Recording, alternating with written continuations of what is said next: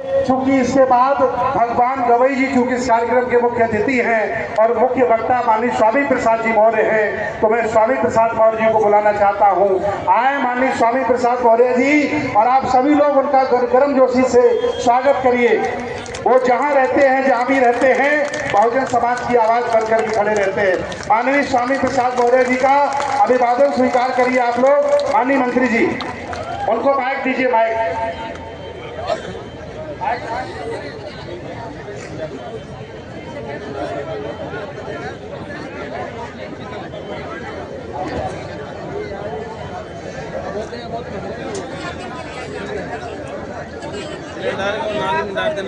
ऐसे ही लोग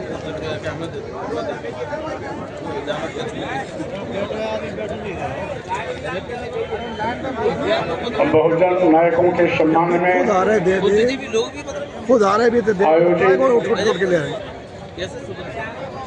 इस विशाल खाना नहीं खाया आज तक और भव्य बौद्ध महोत्सव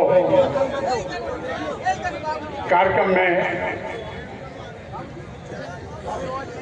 हम सबके बीच में विराजमान पूज्य भिक्षुगण, अभी आपको संबोधित कर चुके हैं डॉक्टर भीमराव यशवंतराव अंबेडकर जी। हमारे बीच में उपस्थित श्री भगवान गवई साहब, दिल्ली के पूर्व मंत्री भाई राजेंद्र पाल गौतम जी, डॉक्टर प्रवीण निखारे जी, ज्योतिबा फुले की भूमिका में अभी आपके सामने प्रस्तुत हुए थे श्री ओम प्रकाश मौर्य जी, सरजीत सिंह खांडसाल जी, पूर्व मंत्री श्री भगवती प्रसाद सागर जी, पूर्व विधायक भाई आर डी प्रजापति जी, पूर्व विधायक भाई सतीश जुतारिया जी, कर्मठ समाज सेवी चंद्रभूषण यादव जी, भाई एडवोकेट महमूद पाचा जी, भाई श्यामलाल निषाद जी, बी के भैरवा जी, के सी भारती जी, सुरेंद्र बौद्ध जी के साथ साथ आज के इस कार्यक्रम के मुख्य आयोजक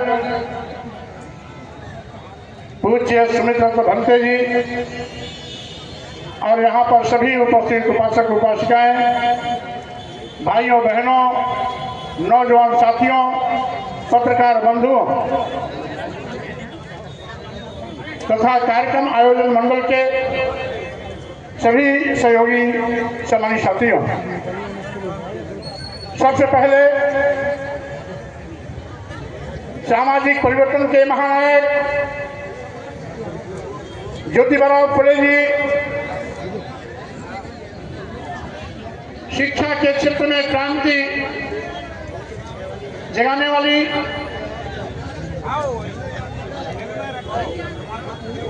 सावित्रीबाई फुले जी, फातिमा शेख जी,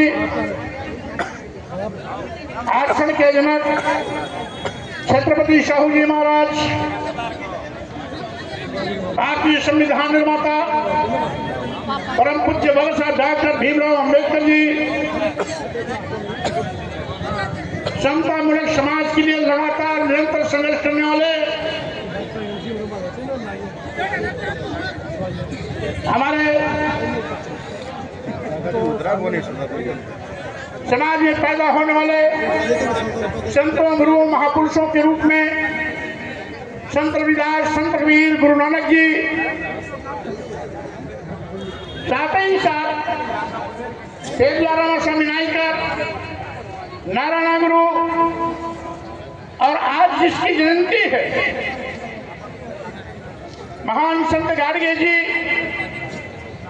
जिनके जन्मदिन के अवसर पर मैं उन्हें कोटि कोटि नमन करता हूं, वंदन करता हूं, और साथ ही साथ इन महापुरुषों की विचारधारा और ख्याति को आगे बढ़ाने वाले उत्तर भारत में पेरियार ललई सिंह यादव जी, रामस्वरूप वर्मा जी, बिहार के लेनिन कहे जाने वाले जगदेव प्रसाद कुशवाहा जी, और साथ ही साथ सामाजिक परिवर्तन आंदोलन को घर घर जन तक पहुंचाने वाले सामाजिक परिवर्तन के महानायक मानव कांशी राम जी के चरणों में मैं कोट कोट नमन करता हूं, वंदन करता हूं। साथियों, लड़ाई विचारधारा की है। इस देश में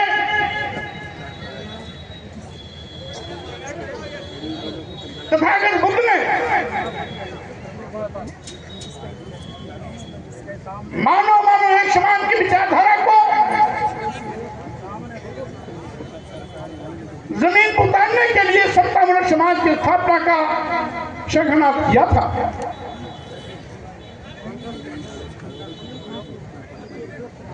बहुजन हिताय बहुजन सुखाय की अवधारणा पर सभी लोगों के कल्याण की बात की थी। सामाजिक परिवर्तन के आंदोलन के हमारे महापुरुषों ने उसे सत्तामूलक समाज को बनाने के लिए जिंदगी न केवल संघर्ष किया बल्कि जलाल की जिंदगी भी झेलने के लिए मजबूर हुए। हमारे महापुरुषों को हमारे और सम्मान और स्वाभिमान के लिए कदम कदम पर संघर्ष करना पड़ा और हमें मानवता और इंसानियत की जिंदगी का अवसर दिलाने के लिए उन्हें रात दिन एक करना पड़ा। आज उसी का नतीजा है। इन्हीं महापुरुषों की विचारधारा पर आज हमारा देश संचालित किया जा रहा है। हमारे महापुरुषों के संघर्षों का सार है भारतीय संविधान। सत्तामूलक समाज बनाने की कुंजी है भारतीय संविधान। सबको न्याय और सम्मान देने का आधार है भारतीय संविधान। बिना भेदभाव के सभी को सम्मान स्वाभिमान के साथ जीने का अवसर देता है हमारा भारतीय संविधान। लेकिन आज उस भारतीय संविधान पर कहीं न कहीं सत्ता में बैठे हुए लोगों की आंख लगी हुई है। किसी न किसी तरीके से भारतीय संविधान को खत्म करने पर आमादा है। यही कारण है कि भारतीय संविधान कानूनों को खत्म तो नहीं कर पाए, लेकिन एक एक करके भारतीय संविधान की व्यवस्था को तार-तार करने में भी नहीं चूक रहे हैं। आप जानते हैं भारतीय संविधान हमारे देश के नौजवानों को शिक्षा का अधिकार देता है। मौलिक अधिकार के रूप में शिक्षा हमें अधिकार के रूप में मिला हुआ है। लेकिन हो क्या रहा है, आज उत्तर प्रदेश की सरकार ने 27,000 प्राथमिक स्कूल बंद किए। 27,000 प्राथमिक स्कूल बंद किए, ये कह करके कि स्कूलों में छात्रों की संख्या नहीं है। अगर 27,000 स्कूलों में छात्रों की संख्या नहीं है तो निकम्मापन किसका है, ये विफलता किसकी है?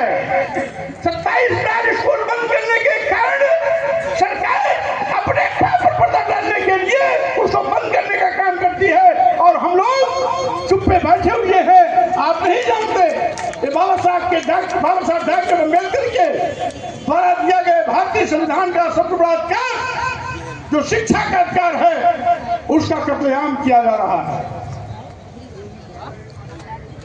बाबा साहब डॉक्टर अम्बेडकर ने सपना समझाया था, जिस समाज को धर्म कर्म भाग्य और भगवान के नाम पर हजारों साल तक गुलाम बनाया, धन धरती शिक्षा सम्मान से वंचित किया, उस समाज को आगे बढ़ने के लिए समुचित अवसर और प्रतिनिधित्व की आवश्यकता है। भारतीय संविधान के माध्यम से बाबा साहब डॉक्टर अम्बेडकर ने हमें सरकारी नौकरियों में प्रतिनिधित्व की व्यवस्था की, लेकिन आज सरकारी नौकरियां खत्म हो रही हैं। और जब सरकारी नौकरियां खत्म होंगी तो स्वाभाविक रूप से देश का करोड़ों करोड़ नौजवान बेरोजगारी का शिकार होगा, बेरोजगार होगा, भूखमरी के दौर से गुजरेगा। और साथ ही साथ जो लोगों के अंदर में आज पढ़ाई के प्रति एक ललक है, वो ललक कुंठित होगी कि जब बच्चे को बेरोजगार ही होना है तो पढ़ाने लिखाने से क्या फायदा। यानी ये हमारे शिक्षा के अधिकार को न केवल मटकामेट कर रहे हैं, बल्कि आने वाली पीढ़ी को बेरोजगार बना करके साथियों उन्हें निकम्मा भी बनाने के लिए ये सरकार लगातार रात दिन एक करके अपना मनमानापन का डंडा चला रही है।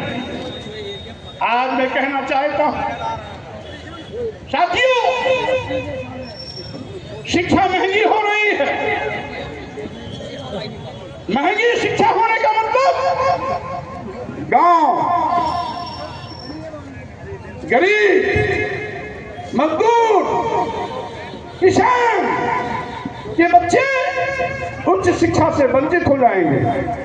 नतीजा है इनको doctor, engineer, professor, advocate, IAS, IPS बनने का मौका अपने आप खत्म हो जाएगा।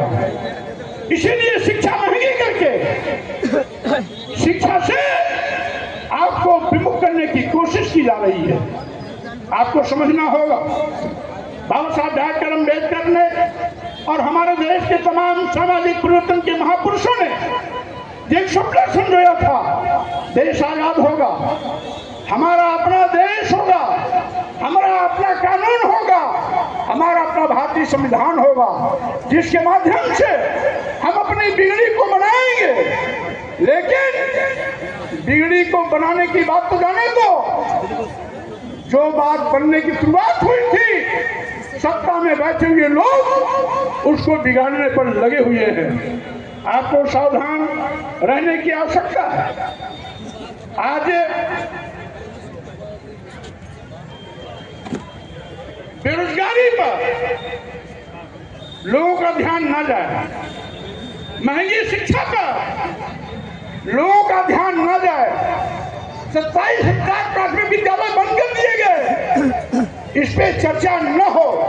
इसलिए ये लोग हमको हिंदू मुसलमान और मंदिर मस्जिद के पचड़े में फंसाकर अपना उल्लू सीधा करने में लगे हुए हैं।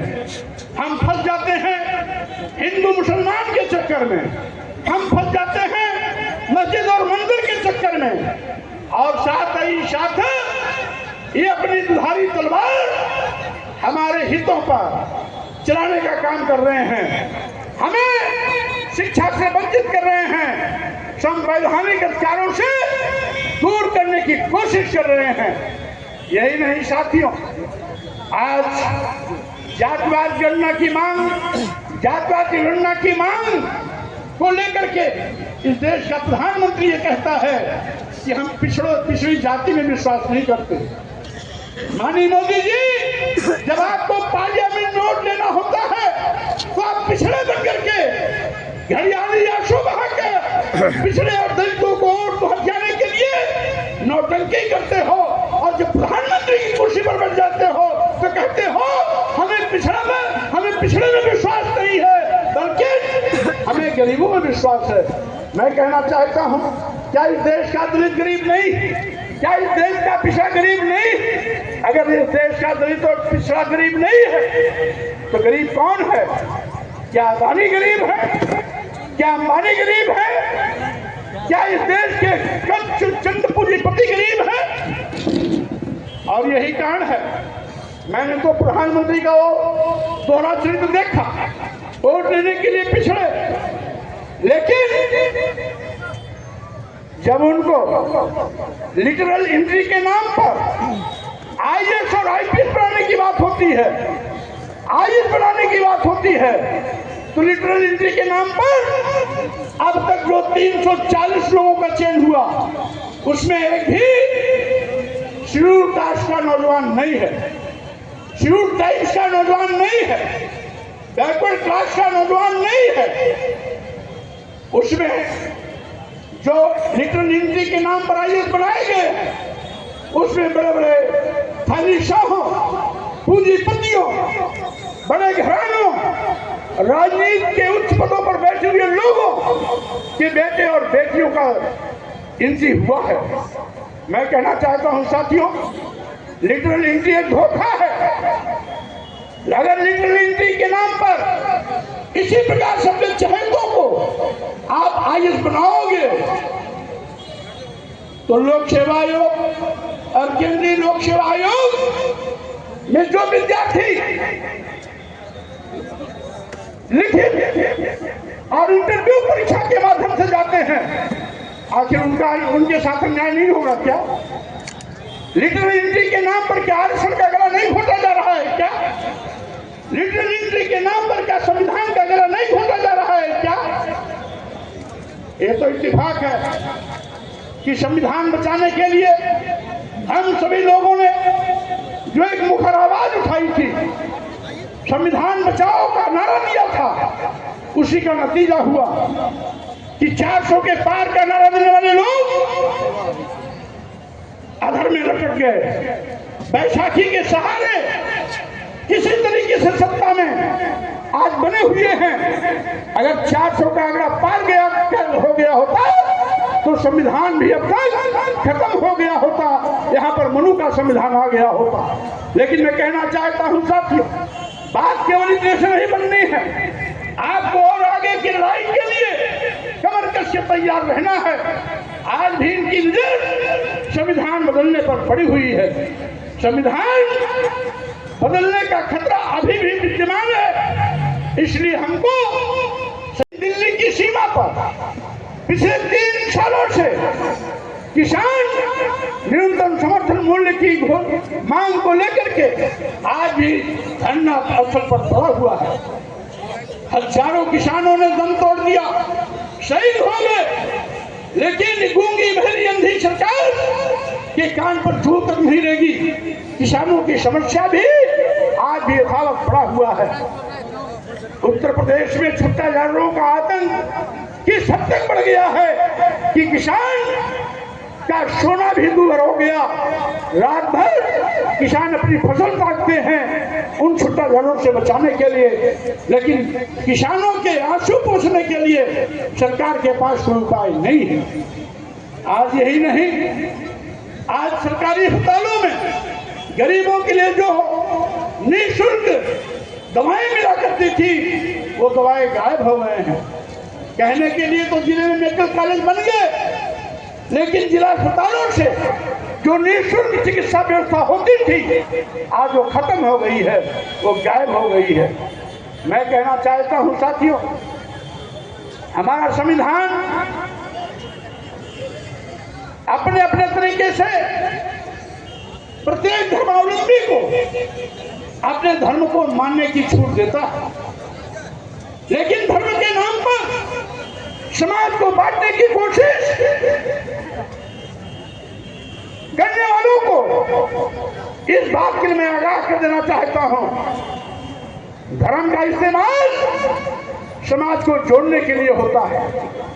धर्म का इस्तेमाल इंसान को मानवता की और सम्मान को दिलाने के लिए होता है। धर्म के नाम पर लोगों की भलाई और कल्याण के लिए होता है, लेकिन धर्म के नाम पर समाज को बांटने का काम, धर्म के नाम पर समाज को लड़ने का काम, धर्म के नाम पर हिंदू मुस्लिम कहकर के नफरत का बीज बोने का काम, धर्म के नाम पर मस्जिद और मंदिर का टकराव पैदा करके लोगों को वापस लड़ाने का काम के लिए संविधान का कोई इजाजत नहीं देता है। इसीलिए आज इस कार्यक्रम के माध्यम से मैं आप सबसे कहना चाहता हूं कि हमारे सामाजिक परिवर्तन के महापुरुषों ने जिंदगी हमारे सम्मान स्वाभिमान के लिए संघर्ष किया, आज उस पर खतरा है। भारतीय संविधान पर खतरा का मतलब आपके संविधान, आपके सम्मान पर खतरा, आपके स्वाभिमान पर खतरा, आपके बच्चों की नौकरी पर खतरा, आपके बच्चों की शिक्षा पर खतरा, आपके बच्चों के अधिकारों पर खतरा। इसलिए इस खतरे से हमें सावधान रहना है और साथ ही साथ सावधान रहते हुए हमें अपने पुरखों की विरासत को बचाए रखने के लिए संविधान के सम्मान में, संविधान की रक्षा के लिए किसी हद तक अगर लड़ाई की आवश्यकता पड़ती है तो संघर्ष के रास्ते पर आगे चलने का संकल्प लेना चाहिए। ये मैं आपसे अपील करता हूँ। मैं अपने मन पर बैठे हुए सभी नेताओं को इस बात के लिए आश्वस्त भी करता हूँ, पूज्य भंते जी को भी आश्वस्त करता हूँ कि अपने महापुरुषों की विरासत को बचाने के लिए हमें किसी प्रकार का भी कोई त्याग करना पड़ेगा। उस भारतीय संविधान पर दाग नहीं रहने दूंगा, ये हमारा संकल्प होना चाहिए। इन्हीं शब्दों के साथ में समय को देखते हुए, पूज्य भंते जी की इशारे को देखते हुए मैं अपनी बात पर विराम देता हूँ। आप सबको बहुत बहुत धन्यवाद, बधाई देता हूँ और साथ ही साथ भंते जी को इस भव्य कार्यक्रम का आयोजन के लिए धन्यवाद।